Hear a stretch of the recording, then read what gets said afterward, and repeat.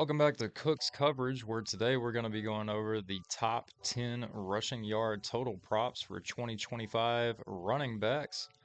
If any of this type of content interests you, be sure to hit that subscribe button. And if you want daily NFL coverage, then be sure to follow us on Twitter as well.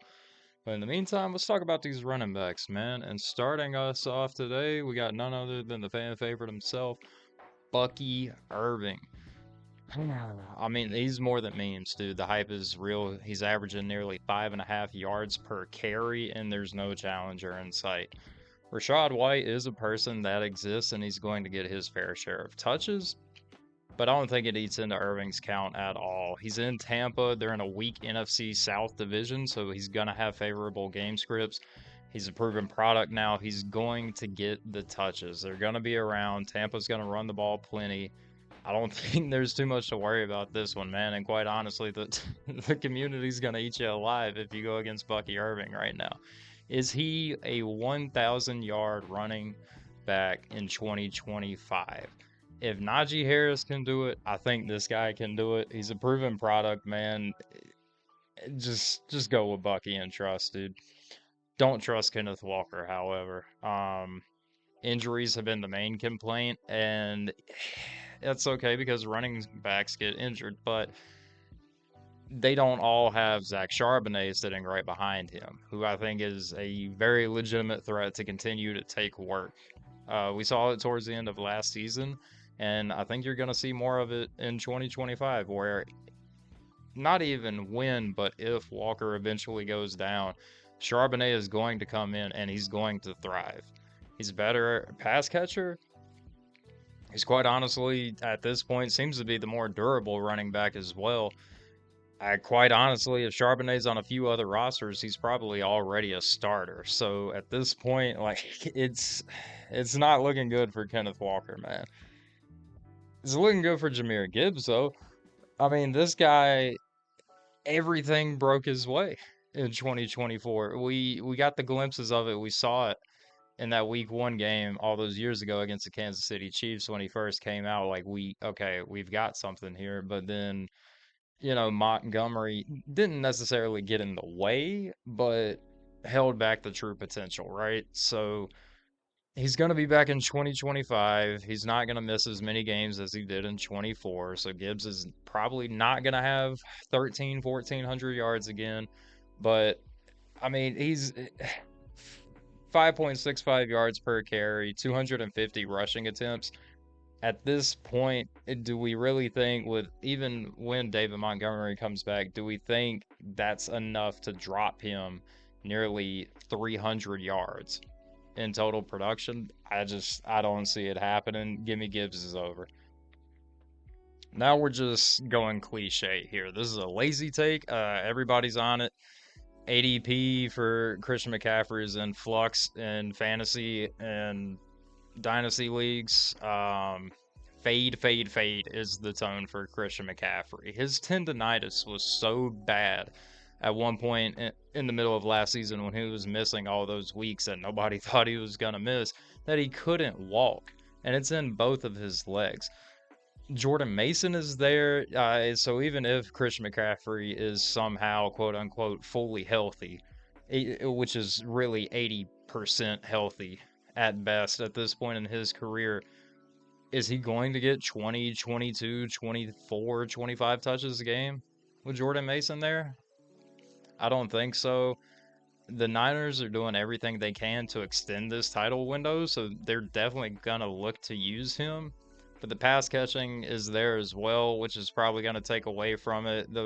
Some of those more aggressive third and short situations, he may no longer be there if they're going to be running the ball up the middle. So overall, it's just are the opportunities going to be there the way that they used to be? Probably not, out of fear of injuries, and then the actual reality of injuries themselves altogether. 875 and a half, I'm taking the under.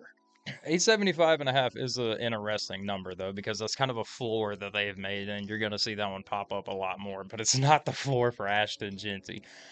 Same exact total as Jahmyr Gibbs. uh Obviously, I don't think the Raiders are going to give him 374 targets. but targets, attempts, probably not going to give him 374 targets either. But I mean, look at all the first overall running backs that have been taken in recent years, and then you compare them to this number. Clyde Edwards-Helaire in 2020, no, he didn't clear it. Najee Harris clears it the next year. Breece Hall, he does not clear it. Bijan Robinson doesn't clear it. In the cases of Breece Hall, though, he's injured, so that's kind of a mute point. And then as far as Bijan Robinson goes, everybody can thank Arthur Smith for that one. But outside of that, Gibbs wasn't able to hit it in year one. It is a high number for a rookie running back. But again, if there was ever going to be a rookie running back who would clear this number, it's going to be Ashton Jeanty, who also probably should have been the 2024 Heisman Trophy winner. But I digress. Joe Mixon is a guy that I feel like the gaslight is on, and now we're just trying to see how much gas is left in the tank.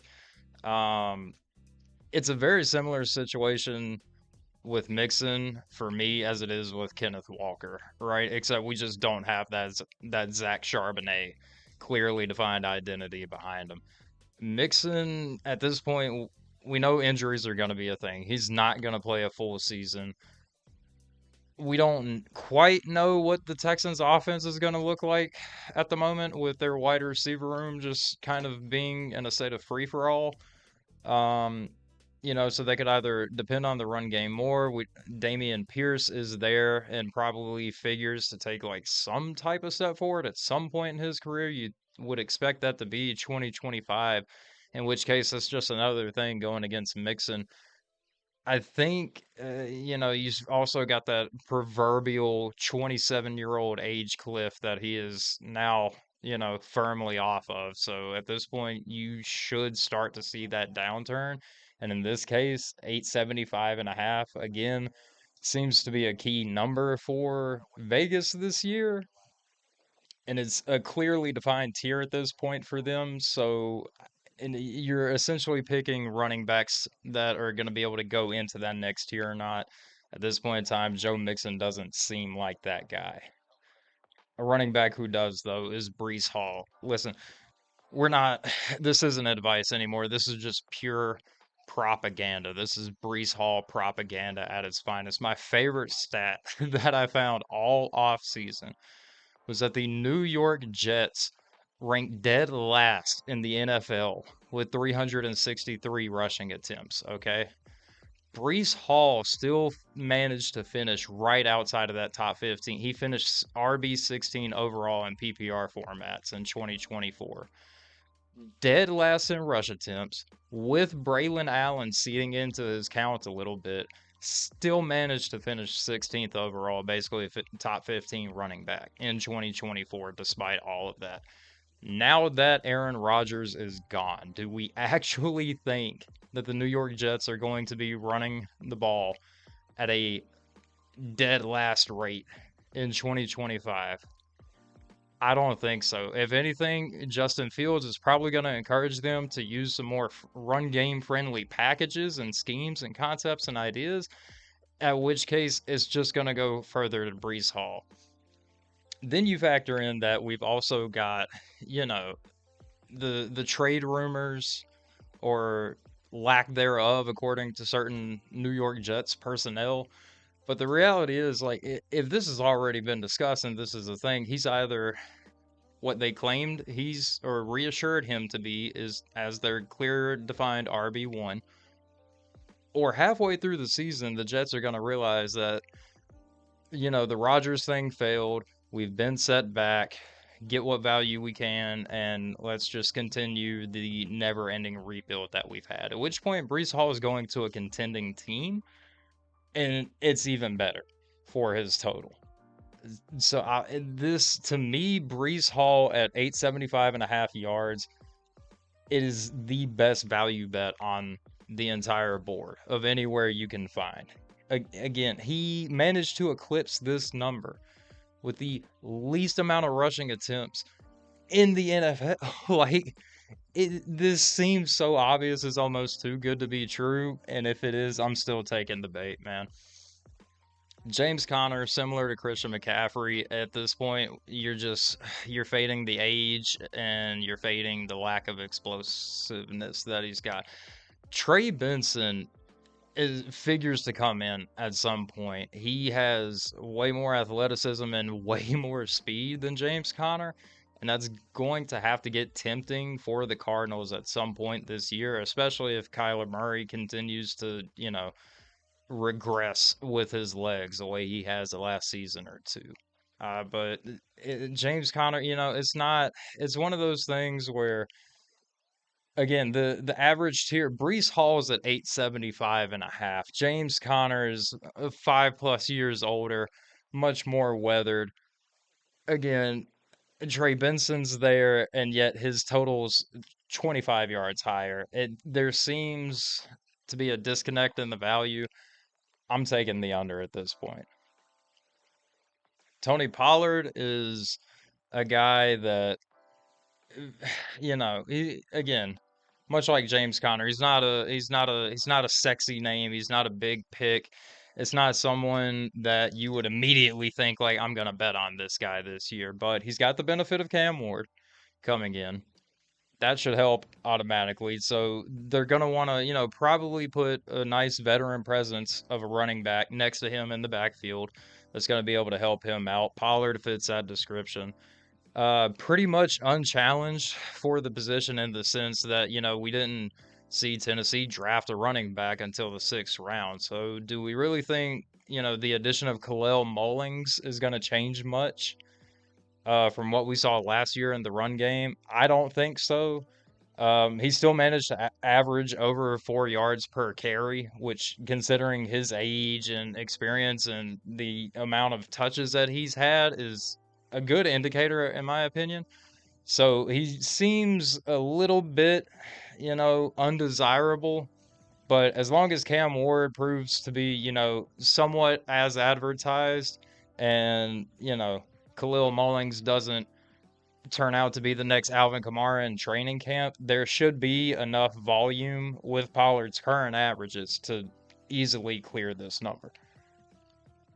And then last but not least, Devon Achane. This one is predicated on two things, and it's the health and wellness of both Devon Achane himself and Austin Jackson, the, returning offensive lineman for the Miami Dolphins.